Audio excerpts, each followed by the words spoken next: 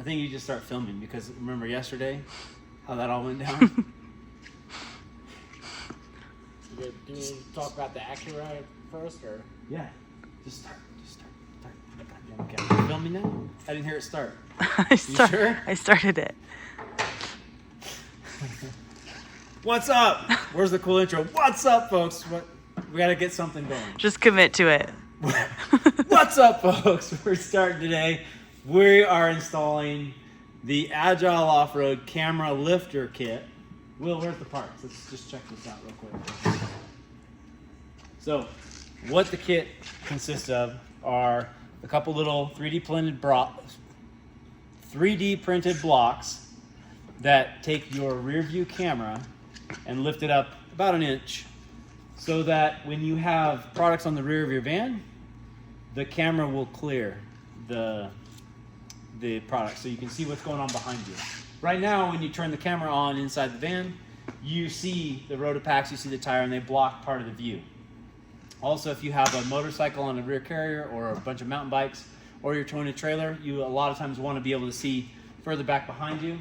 So using these lifters allows you to have a much larger field of view with your rear view camera. So we'll just remove the camera from the van. You have to disconnect it.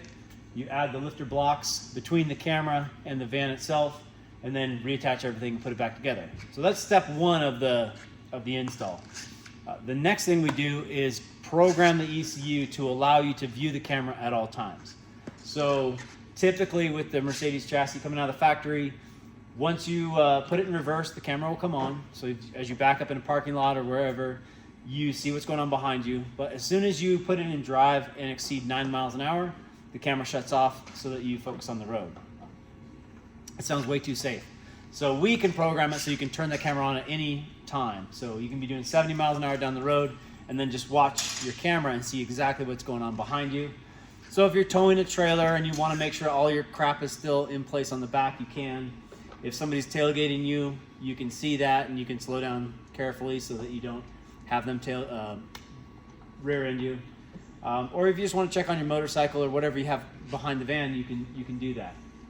So that programming feature we can do standalone, but we normally do it in conjunction with the camera lifter kit because you gain a lot more field of view for your camera and you have the ability to access it at all times. So I'll show you inside the car with the camera in the original position versus with the camera lifter.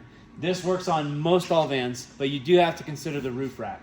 So on my van, my Storyteller, the Drifter roof rack is far enough forward that you don't have an issue.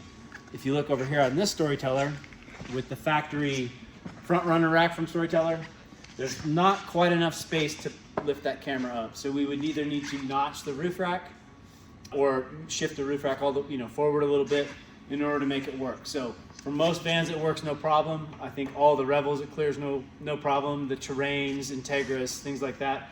If you have a drifter rack, we can usually move it far enough forward that it's not an issue. But one thing to keep in mind on the Storyteller specifically, it's a bit of an issue. We might have to adjust for it. Really cool, simple mod. Doesn't take a lot of time.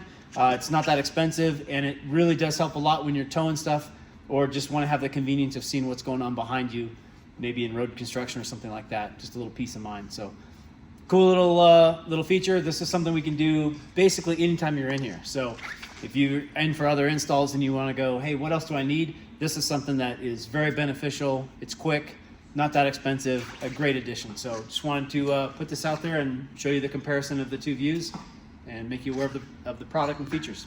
All right, here is a comparison for you of the two camera views.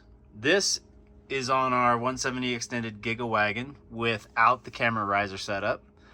So we're selecting the rear view, the 180 degree view, and have a look at what you can see here on the parking lot. You can see 1, 2, maybe 3 full spaces behind it.